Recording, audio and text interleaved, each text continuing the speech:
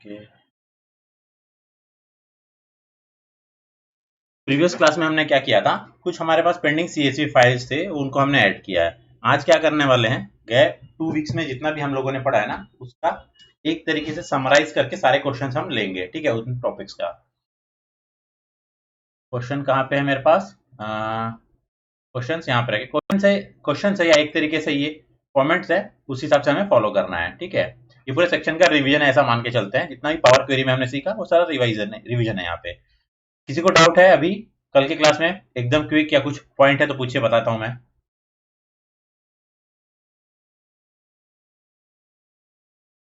Okay. कल मैं absent थी सर।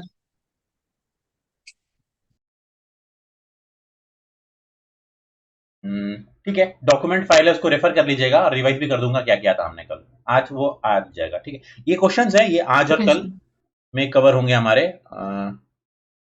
कल सैटरडे है, कल पूछता हूँ मैं कि कल क्लास लेना है कि नहीं, ठीक है। तो दो सेशंस लगेंगे हमें इसके लिए। क्या कह रहा है ये कि ये पहला क्वेश्चन है, ऐसे connect the adventure work product category data, rename करो and save and close the power query editor, ठीक है। कहाँ पड़ी ये फाइल है मेरी, adventure work product category data category है, ठीक है।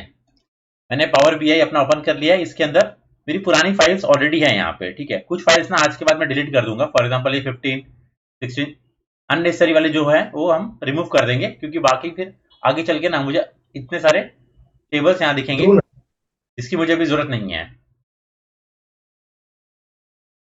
ठीक है। इतने सारे मुझे नहीं चाहिए, तो अननेसेसरी का है ये मैं डिलीट कर दूंगा आज की क्लास के बाद, आज या फिर परसों।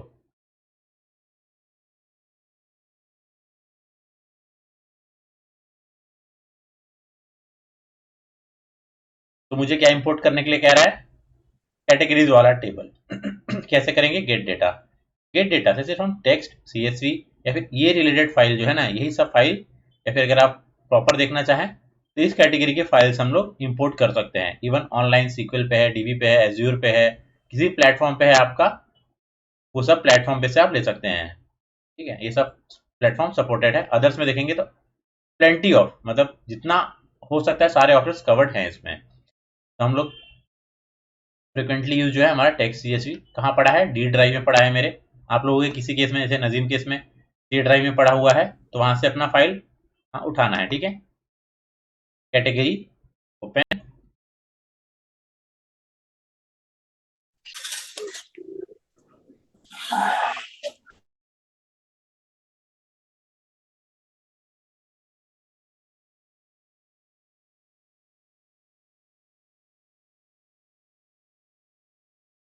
it is establishing a connection, it is not creating a copy, it is just establishing a connection to my existing csv files।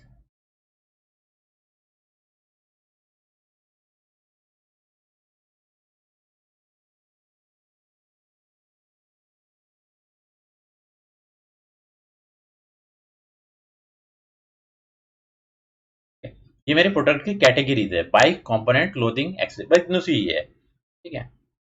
चाहे तो मैं ट्रांसफॉर्म कर सकता हूँ इसको। ट्रांसफॉर्म जैसे ही क्लिक किया, ये पावर क्वेरी एडिटर ओपन हो जाएगा मेरे पास।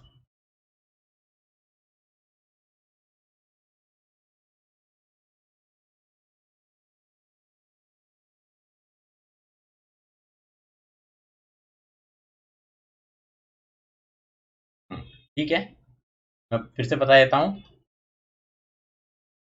देखिए, ये बैकएंड में यहाँ पर मेरा पावर बीआई खुला हुआ है, पावर बीआई का एक सब सेक्शन है जो कि खुद में भी एक इंडिपेंडेंट टूल है, पावर क्वेरी एडिटर। तो जब आप ट्रांसफॉर्म डेटा पे क्लिक करेंगे तो पावर क्वेरी एडिटर ही ओपन होगा, ठीक है। यहाँ पे बाउंड्रीज नहीं है, इसलिए ये देखिए, ये अलग विंडो है, बैकएंड में अलग विंडो है, इनके बीच में कंफ्यूज नहीं होना है, ठीक है। अब यहाँ से हम लोग क्या कर सकते हैं, तो जो भी टेबल से मैं चेंजेस करना चाहता हूँ वो कर सकता हूँ, लेकिन बट मैं यहाँ देख रहा हूँ सोर्स तीन जो मेरे डिफॉल्ट स्टेप से प्रॉपरली अप्लाई हुए हैं। और देखिए 1 2 3 4 नंबर है तो नंबर डेटा टाइप है, यहाँ पे कैटेगरीज है तो अल्फाबेट्स है, तो प्रॉपर तरीके से हुआ है। यहाँ मुझे कोई चेंज करने की जरूरत है क्या, नहीं। तो क्वेश्चन को फॉलो करता हूँ मैं, क्या, save and close the power query editor. लेकिन मैं देख रहा हूँ कि दूसरे क्वेश्चन में भी मुझे क्या बोल रहा है कि सब कैटेगरी इंपोर्ट करने के लिए कह रहा है, ये डेटा जो है इससे कनेक्ट करो। तो मैं क्या करूंगा, यहाँ क्लोज नहीं करूंगा, मैं सब कैटेगरी वाला भी डेटा को यहां से ला सकता हूं। कैसे करेंगे? पावर बीआई के अंदर गेट डेटा करते हैं, यहां पे न्यू सोर्स, ठीक है। अब मैं सेव क्लोज करके फिर इंपोर्ट करने का मेरे जो स्टेप्स हैं वो मैंने बचा लिया, और मैं यहां से XCSV कर सकता हूं। तो फिर आपको डाउट रहेगा, सर ये पावर क्वेरी में इंपोर्ट हुआ कि पावर बीआई में? पावर क्वेरी जो है उसमें सिर्फ मैं एडिट करूंगा, फाइनली वो क्लोज होकर पावर बीआई में ही सेव होगा मेरे पास में। कैटेगरी इंपोर्ट कर लिया था, सब कैटेगरी इंपोर्ट कर रहे हैं, ओके। ये विंडो पावर क्वेरी की है ना? ये पावर क्वेरी की विंडो है, और क्योंकि ये क्वेरी में ही है, यहाँ पर ट्रांसफॉर्म या लोड ऐसा ऑप्शन नहीं आएगा, यहाँ सीधे सीधे आपको खुल के दिख जाएगा यहाँ पे,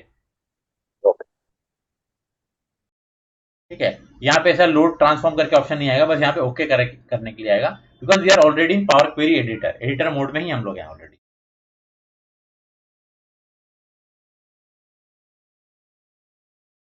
अब ये कैटेगरी था, अब ये सब कैटेगरी है। कैटेगरी जो होते हैं एकदम ब्रॉड में था, और सब कैटेगरी मतलब एक्सेसरीज को भी फिर उसने फॉर एग्जांपल सब कैटेगरीज में डिफाइन कर दिया, बाइक्स को भी mountain bikes, normal bike, road bikes, ऐसे करके उसने सब कैटेगरीज में डिफाइन कर दिया। इसलिए यहाँ पे हमारे पास रोज में डेटा ज्यादा है, वहां पे कम है, ठीक है। जैसे देखिए mountain frame header fox divide कर दिया है। यहाँ पे हम लोग थोड़ा सा एक ऑब्जर्व कर लेते हैं, 1 2 3 न्यूमेरिक है, सब कैटेगरी, देन ओके, यहाँ भी सही है। एक चीज हम लोग भूल के क्या करना, हम लोग रीनेम करना भूल गए। तो हम लोग क्या करेंगे, ये डब्ल्यू अंडरस्कोर प्रोडक्ट कैटेगरी, बताइए ये डेटा टेबल है कि लुकअप टेबल है कैटेगरीज?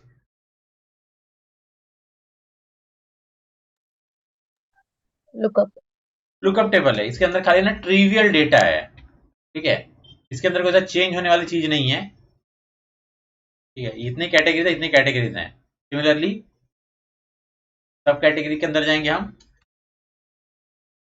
ये भी क्या हमारा लुकअप टेबल है। कहीं पे अगर मैंने LWS लगाया है क्या, लुकअप्स, देखिए यहाँ पे ना मैंने लुकअप्स लगा दिया है, तो मैं क्या करूंगा, इसको भी चेंज कर दूंगा यहाँ पे।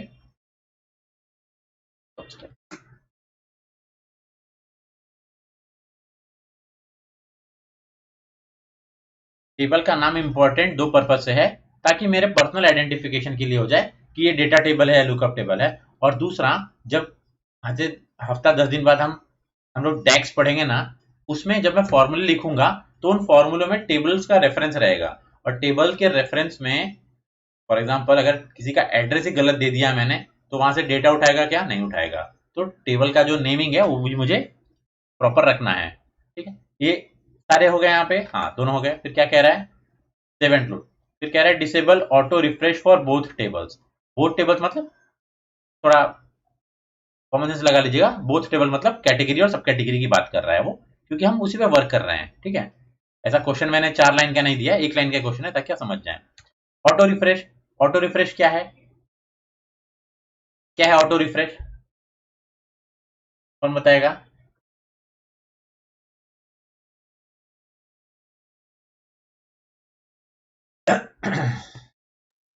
सर हम जब भी यहाँ से क्लोज एंड अप्लाई करते हैं तो ऑटो रिफ्रेश सारे इस पे अप्लाई हो जाएगा, मतलब दोनों टेबल्स पे। ठीक है, देखिए वो एकदम आसान तरीके से समझते,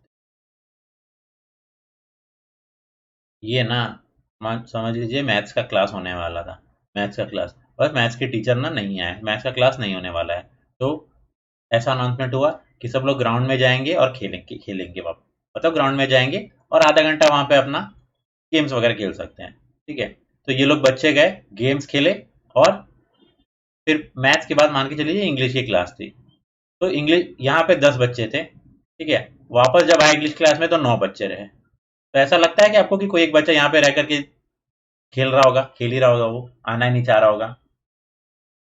हाँ, एक बच्चा कम हो गया, तो पहले जितने बच्चे थे बाद में भी उतने ही बच्चे होने चाहिए, नहीं तो क्या है, मतलब आपका एक स्टूडेंट मिसिंग है। उसी तरीके से पावर बीआई क्या करता है, आपने एडिट तो कर दिया, एडिट करने के बाद में वो चेक करता है कि उसकी कहीं ओरिजिनल फाइल मिस तो नहीं हो गई है। ओरिजिनल फाइल मैंने डी ड्राइव पावर बीआई के अंदर में रखी जो है, वहां पे मेरे पास 10 फाइल्स थी।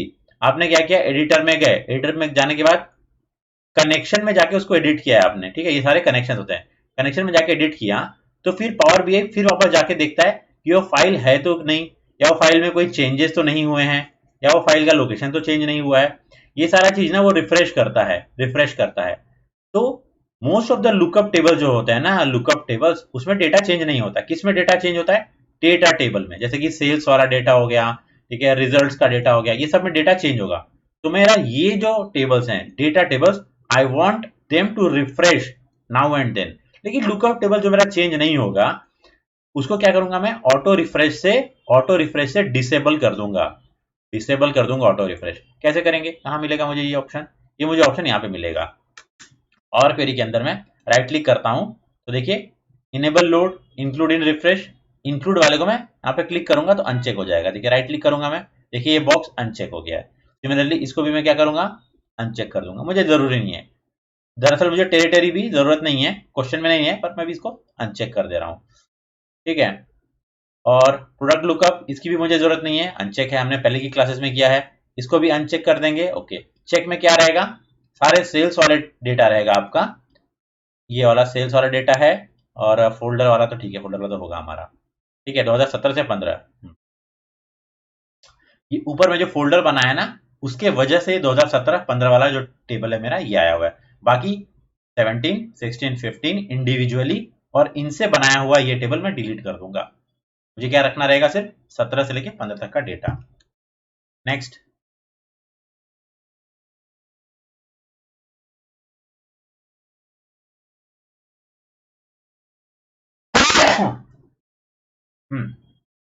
क्या कह रहा है? Add a column in the product lookup table, ठीक है। प्रोडक्ट लुकअप टेबल के बारे में कह रहा है, तो पहले देख लेते हैं प्रोडक्ट लुकअप टेबल में क्या है। ठीक है, प्रोडक्ट लुकअप, ठीक है, प्रोडक्ट लुकअप वाले में टेबल है हमारे पास। हाँ, अभी तक मैंने सेव एंड क्लोज नहीं किया है, फॉर द टाइमिंग मैं इसको सेव एंड क्लोज करता हूँ, फिर पावर क्वेरी नेक्स्ट क्वेश्चन के लिए ओपन करूंगा मैं।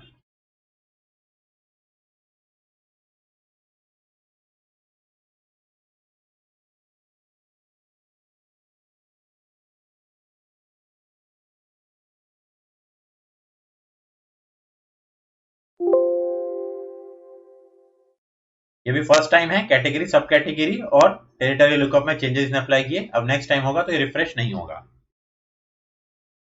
ठीक है ना। ये चेंजेस लोड कर दिए, अब नेक्स्ट टाइम मैं रिफ्रेश करूंगा, जैसे अब मैं कभी चेंजेस नहीं होने चाहिए, अभी सिर्फ सेल्स का डेटा रिफ्रेश होना चाहिए।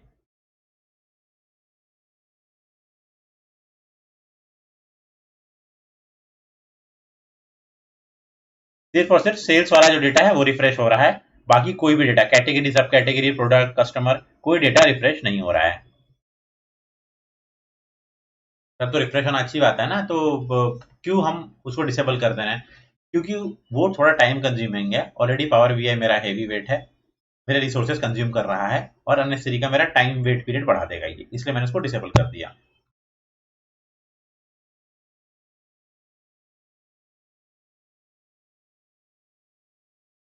इतना टाइम लगा मुझे, अगर और मेरे टेबल्स होते तो it would have taken more time.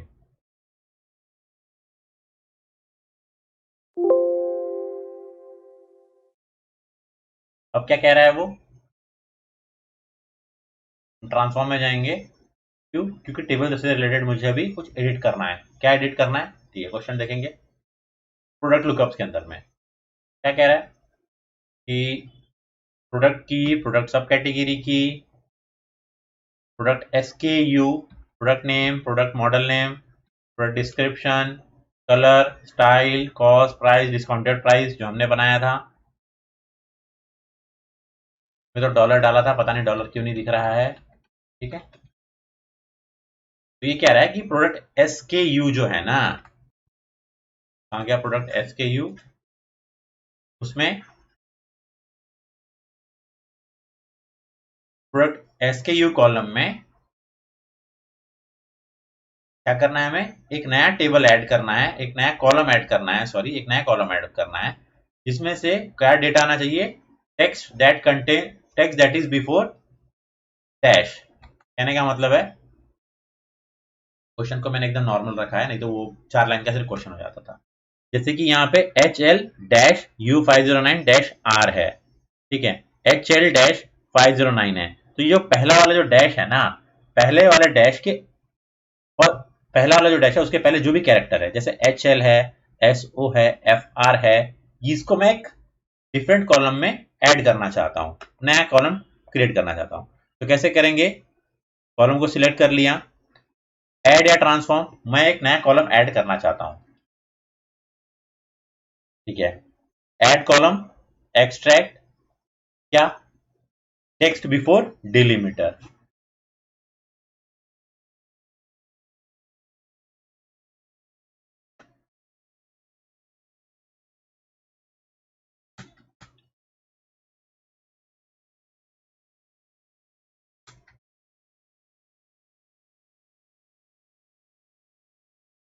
Extract text before delimiter, delimiter क्या है मेरा, डैश है या फिर हाइफन या फिर माइनस साइन भी बोल सकते हैं इसको।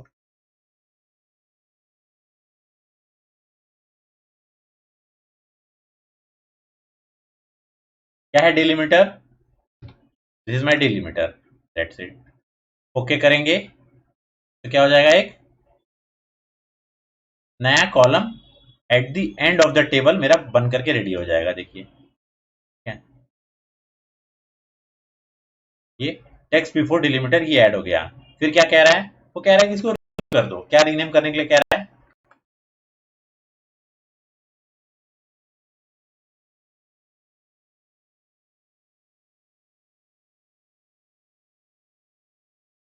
Rename the column as SKU type. कैसे करेंगे rename, right click, rename SKU type. Sir text की जगह नंबर होता तो उसमें भी सेम ही करना पड़ता।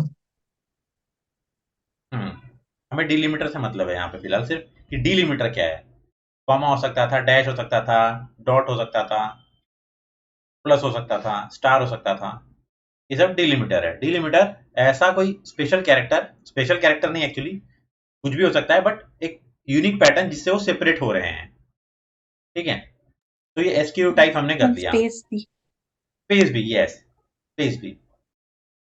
अब नेक्स्ट इसमें क्या कह रहा है, नेक्स्ट इसमें होता है, अब आपका क्या हो जाता है ना, कभी कभी मैनेजर आके बोलेगा अरे इसमें सुनो, वो जो पहला डिलीमीटर था ना उसके बजाय मुझे दूसरा डिलीमीटर जो है वो चेंज करना था, मतलब LI-0192 ये दोनों ले लो, मतलब पहला डिलीमीटर के बजाय सेकंड डिलीमीटर जो है उससे पहले मुझे करके दे दो यहाँ पे, ठीक है। तो कैसे करेंगे हम लोग, क्या पूरा डिलीट करेंगे, नहीं, यहाँ पे इंसर्टेड टेक्स्ट बिफोर डिलीमीटर वाला जो है ना, इसमें जाके ये छोटा जो आइकन बन करके है, देखिए हमने देखा था मॉडिफाई कर सकते हैं इसको, इस गियर आइकन पे मैं क्लिक करूंगा, अब टेक्स्ट बिफोर डिलीमीटर के बजाय यहाँ पे एडवांस ऑप्शन में जाके मैं, डिलीमीटर तो यही है लेकिन कितने नंबर ऑफ डिलीमीटर्स को मुझे यहाँ पे स्किप करना है, तो मैं पहले वाले को छोड़ दूंगा और दूसरे वाले को लूंगा, इसलिए मैं यहाँ पे क्या कर रहा हूं, मैं पहले वाले को स्किप कर रहा हूं।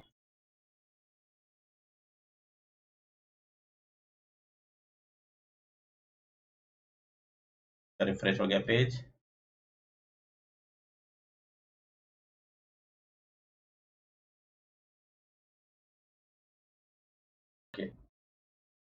हम लोग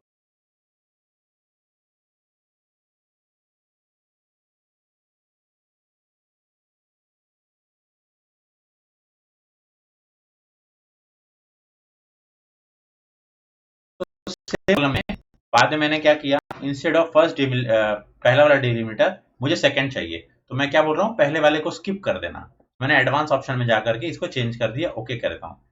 ये शायद मुझे वार्निंग भी दे सकता है कि, अच्छा ठीक है वार्निंग नहीं दिया इसने, ये ना कभी कभी वार्निंग देगा, जैसे बीच के इसमें आप चेंज कर रहे हैं, फॉर एग्जांपल ये राउंड ऑफ में चेंज कर दूंगा तो ये वार्निंग दे सकता है कि क्योंकि आगे स्टेप्स है ना, तो आपने जो चेंजेस किया उसके वजह से आगे के स्टेप्स हो सकता है ब्रेक हो जाए, तो भी आपको ध्यान देना है। देखते हैं चेंज हुआ क्या, हाँ चेंज हुआ। अब HL के बाद में पहला वाला जो डैश था दैट इज इंक्लूडेड, और उसके बाद में जो डैश था वो इंक्लूडेड नहीं है, लेकिन उसके पहले के सारे कैरेक्टर्स हमारे पास आ गए। अब यहाँ पे क्या हो गया, rename the column text before delimiter SKU type, ठीक है। रीनेमिंग वाले स्टेप पे हम लोग, मतलब हमारा क्या हो गया, दोनों क्वेश्चन फुलफिल हो गए। नेक्स्ट पे जाते हैं, नेक्स्ट क्वेश्चन क्या कह रहा है, पेज 14 पे क्यों आ जा रहा हूँ, replace the value 0 with NA in product style column in product lookup table। अब product lookup table में ना एक कॉलम है product style, देखते हैं, थोड़ा ऑब्जर्व कर लेते हैं प्रोडक्ट स्टाइल कहाँ पे है।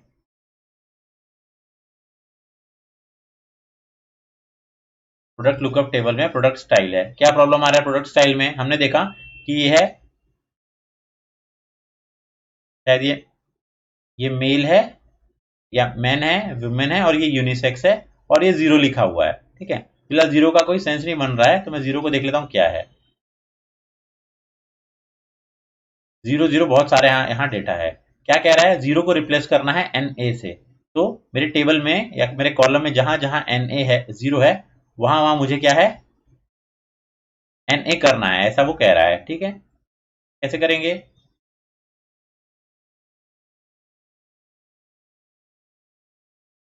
मैं कैटेगरी में डिवाइड कर रहा था, इसलिए मैंने एक NA वाली कैटेगरी भी इसमें डाल दिया हूँ, मैन, वुमेन और यूनिसेक्स। उसके बाद 0 कोई कैटेगरी नहीं है, तो मैं इसको नॉट एप्लीकेबल में कर दूंगा।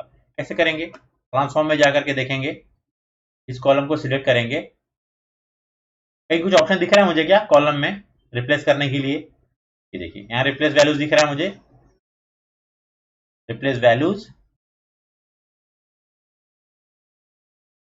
क्या वैल्यू करना है मुझे? 0 को फाइंड करो और उसकी जगह रिप्लेस कर देना है क्या? NA। ओके नहीं करता हूं मैं, यहाँ स्क्रीनशॉट सेव कर दे रहा हूं। सर कंट्रोल F रिप्लेस चलेगा?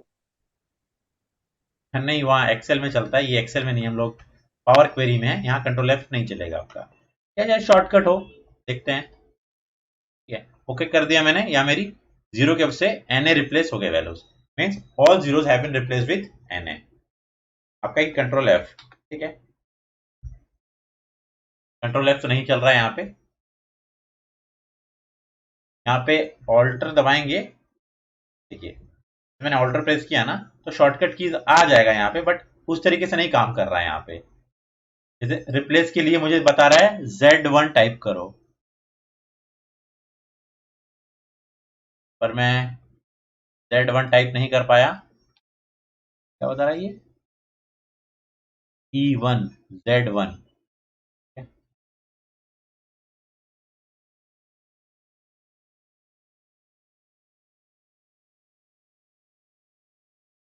शॉर्टकट कीज देखता हूं मैं, shortcut keys control F control वाले इसमें नहीं चलेंगे, नहीं चलते हैं इसमें।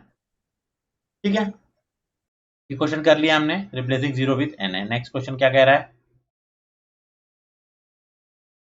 Update the discount price to 15% from existing 10%।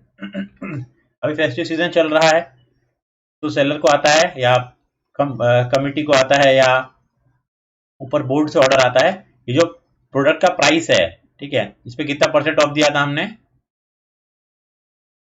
Discounted price कितना था? मैं खुद भूल गया, 10% था कि 15% था?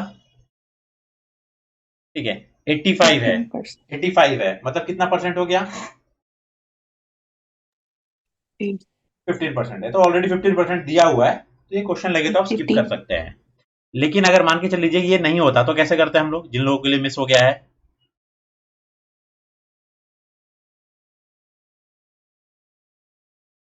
मैं एक और कॉलम क्रिएट कर देता हूं, देखिए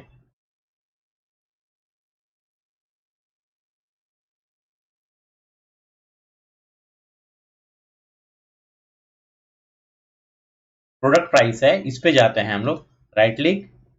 ठीक है, इसमें जाएंगे, हमें एक नया पूरा न्यू कॉलम चाहिए, तो हम ऐड कॉलम में जाएंगे। ऐड कॉलम में ना मुझे क्या चाहिए? एग्जिस्टिंग मान के चल लीजिए 100 रुपीज प्राइस है, वो कह रहा है 15% का डिस्काउंट दे दो, मतलब 85 रुपीज उसका प्राइस होना चाहिए। तो मैं क्या करता हूँ, मैं एक सेपरेट कॉलम बना लेता हूँ, इसमें रो बाय रो मैं उसका क्या करूंगा, ओनली 85% वैल्यू ही दिखाऊंगा। तो मैंने सिलेक्ट किया, ऐड कॉलम में न्यूमेरिक बेस टूल्स है, तो न्यूमेरिक बेस में मुझे कहां मिलेगा? स्टैंडर्ड में। क्या करेंगे? मल्टीप्लाई करेंगे। ये क्या कर रहा है? हर एक रो को उस नंबर से मल्टीप्लाई कर देगा। ठीक है, अब यहाँ पे क्या है, क्योंकि मैं डिस्काउंटेड प्राइस वाले स्टेप पे बैठा हूं ना, तो वो कह रहा है कि देखो आगे वाले स्टेप्स में ना या क्वेरी आपकी ब्रेक हो सकती है। तो मैं फिलहाल यहाँ पे जाता हूँ रिप्लेस वैल्यू वाले पे, इस स्टेप पे मैं हूँ। अब यहाँ जाके अगर मैं करूंगा तो वो नहीं एरर देगा मुझे। मल्टीप्लाई कितने से मल्टीप्लाई करना चाहते हैं? 10%। ठीक है, मान के चलिए 10% डिस्काउंट में करना चाह रहा हूँ, 0.90 से। ठीक है, किसी चीज का किसी चीज को 10% आप डिस्काउंट दे रहे हैं, मतलब कि क्या है, उसकी 90% वैल्यू। तो प्रोडक्ट प्राइस की मैं 90% वैल्यू ही कस्टमर से लूंगा, तभी तो उनको 10% का ऑफ मिलेगा ना। तो मैंने 0.9 मल्टीप्लाई करूंगा। ओके, अब ये दिखाएगा इंसर्टेड मल्टीप्लीकेशन। इसको मैं रीनेम कर सकता हूं यहां से,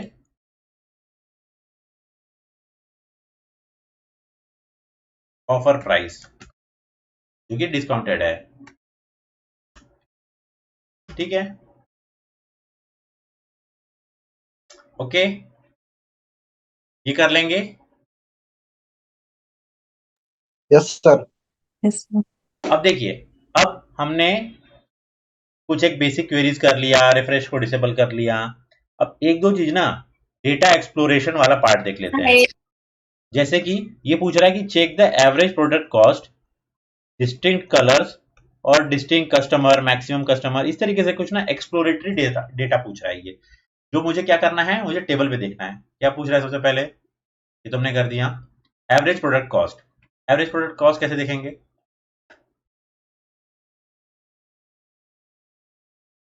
प्रोडक्ट कॉस्ट है, मुझे दिखना है कि अलग अलग वैल्यूज है ना, एवरेज वैल्यू क्या है। जैसे कोई $2 का भी है और कोई $1300 का भी है, कैसे देखेंगे,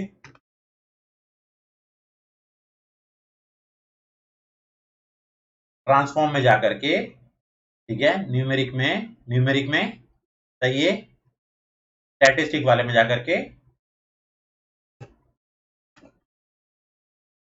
जो मुझे पूछ रहा है, जैसे कि एवरेज पूछ रहा है, तो मैं एवरेज पे क्लिक कर दूंगा। तो एवरेज प्रोडक्ट प्राइस क्या है मेरा,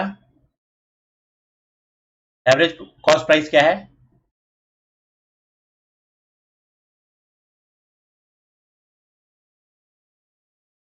$413.66। अब आएगा जो लोग लेट ज्वाइन हुए हैं, सर पूरा टेबल कहाँ गया, तो हाँ, ये जो वैल्यू है ना, ये आप साइड में नोट करके रख लीजिए कि this is my average cost price. इसमें पेस्ट भी कर देता हूं,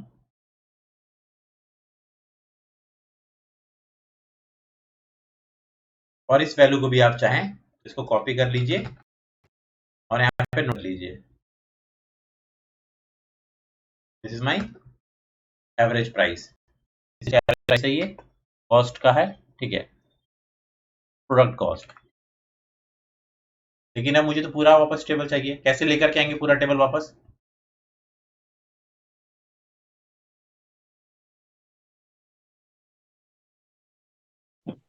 बताइए नजीम। अप्लाइड स्टेप में जाके वो कैलकुलेटेड एवरेज का वो है ना। हाँ, अब इसको मुझे ना अंडू करना पड़ेगा, बट यहाँ पे ना एक्सेल जैसा कोई अंडू का ऑप्शन दिख नहीं रहा है मुझे, कंट्रोल जेड करके। यहाँ पे मुझे इस अप्लाइड स्टेप को खाली यहाँ पे क्रॉस कर देना है, तो मेरा पूरा टेबल वापस आ जाएगा, और वो जो डेटा को मैं एक्सप्लोर कर रहा हूँ, इंफॉर्मेशन निकाल रहा हूँ, वो मुझे यहाँ हटा के वापस पूरा टेबल वापस मिल जाएगा। हो गया, कह रहा है कि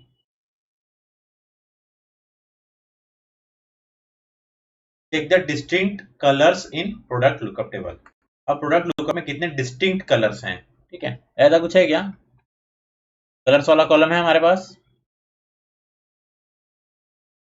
category, name, description, colour, okay colour है। अब मुझे पूछ रहा है कि कितने डिस्टिंक्ट कलर्स हैं वो बताओ, कैसे करेंगे, कलर को सिलेक्ट करेंगे, ट्रांसफॉर्म में जाएंगे, और नंबर बेस्ड स्टैटिस्टिक, दो ही ऑप्शन मेरे पास इनेबल्ड है, वैल्यूज और डिस्टिंक्ट वैल्यूज। तो मेरे पास डिस्टिंक्ट वैल्यूज का जो ऑप्शन है वो चूज करूंगा, और वहां पे पता करूंगा कि कितने मेरे पास डिस्टिंक्ट कलर्स हैं। कैसे, कहां गया, स्टैटिस्टिक्स, डिस्टिंक्ट वैल्यूज, कितने डिस्टिंक्ट कलर है हमारे पास, 10। 10। तो इस तरीके से हम पता कर सकते हैं कि कितने डिस्टिंक्ट कलर्स है, उसके वजह से मेरा पूरा टेबल चला जाता है, इसलिए मैं बार बार उसको क्रॉस कर दे रहा हूं। क्या पूछ रहा है, क्विकली, डिस्टिंक्ट कलर्स हो गए, अच्छा ठीक है, मैंने ऊपर पेस्ट कर दिया, मैं उसको चेंज कर दूंगा। चेक डिस्टिंक्ट कस्टमर नेम्स, ठीक है, अब जितने कस्टमर्स हैं उनमें से कितने हैं जिनके डिस्टिंक्ट नेम है। फॉर एग्जांपल जॉन 5 हो सकते हैं, ठीक है, पीटर 5 हो सकते हैं, बट जॉन नेम एक ही है, ऐसा। जैसे कितने डिस्टिंक्ट कस्टमर नेम्स है वो हमको पता करना है। कस्टमर लुकअप में जाएंगे हम लोग। ऑब्वियसली कस्टमर डिटेल जो है वो कस्टमर लुकअप टेबल में आएगा। हमारे पास प्रीफिक्स है, फर्स्ट नेम है, लास्ट नेम है, birth date, year, gender, email, annual, ठीक है, ये फुल नेम है हमारे पास में। तो ऐसा कुछ स्पेसिफिक दिया नहीं है कि फुल नेम चेक करना है या सिर्फ फर्स्ट नेम। तो हम क्या करते हैं, हम ना फर्स्ट नेम सिर्फ चेक करते हैं। It's up to you. अभी मेरे पास क्लैरिटी नहीं है कि क्या टीम को चाहिए, तो मैं क्या करता हूँ, सिर्फ फर्स्ट नेम के डिस्टिंक्ट निकालता हूँ। कैसे निकालेंगे, फर्स्ट नेम में जाएंगे, transform statistic count distinct values. Again यहाँ पे मुझे जैसे मैंने कलर्स निकाला था वैसे ही मैं क्या कर रहा हूँ, नेम्स निकाल रहा हूँ। तो ये क्या देगा मुझे, काउंट देगा, सिर्फ काउंट।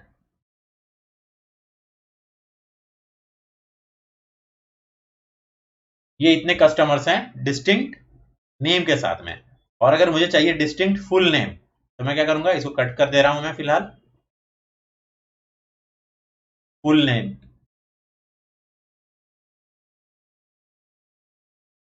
अब जैसे हो सकता है सुरेश पाटिल, ऐसे 2 हो सकते हैं, 3 हो सकते हैं। तो उस तरीके से हम देखते हैं कि इनमें कितने डिस्टिंक्ट आ रहे हैं। सेम ट्रांसफॉर्म में जाएंगे, ठीक है, number based statistics count distinct values.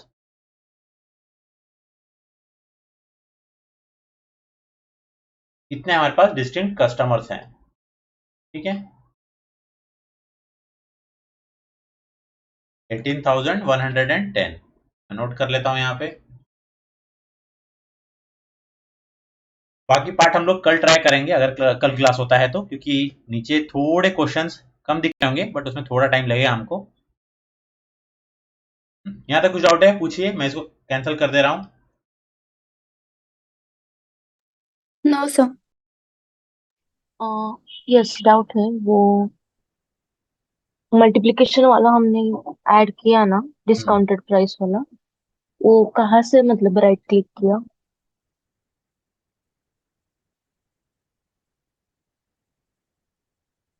कल क्लास में लगता है काफी स्टूडेंट नहीं थे क्योंकि कल स्ट्रेंथ कम थी, पर ठीक है, जो लोग हैं मैं वही बोलूंगा कि रेगुलर अटेंड करें डेली, तो ही फायदा होगा। नहीं तो एक दिन आ रहे जा रहे और फिर मैं फिर आगे जैसे एडवांस हो जाएगा कोर्स मैं फिर वो ब्लॉक कर दूंगा उनको।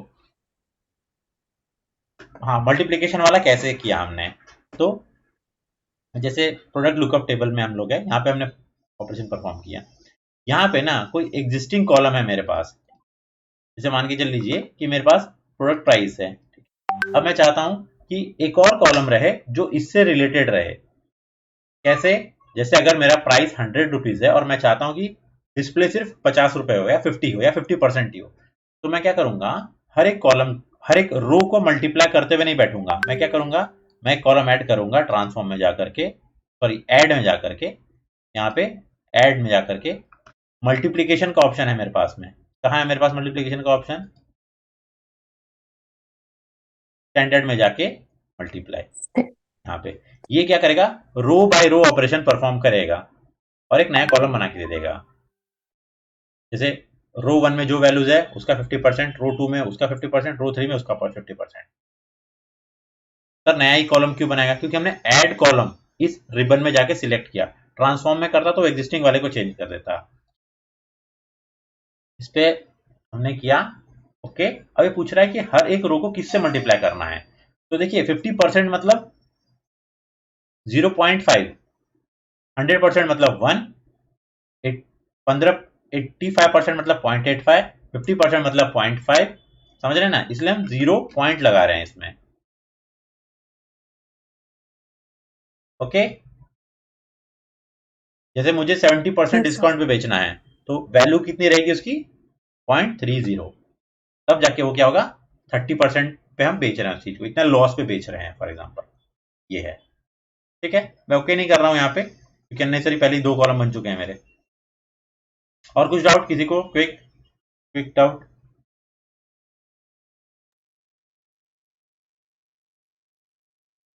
सर डाउट नहीं है, एक सॉल्यूशन फाइल चाहिए सर, इनिशियल। अरे हाँ, वो सॉल्यूशन फाइल रह गया मेरा। मैं सबको कॉपी करके ना वहां पे डाल देता हूँ, मैं एक इस पे ड्राइव पे डाल देता हूँ, अभी शेयर कर दूंगा मैं। ठीक है, क्लास एंड करते हैं हम लोग। Thank you. Thank you. Thank you sir. Thank you.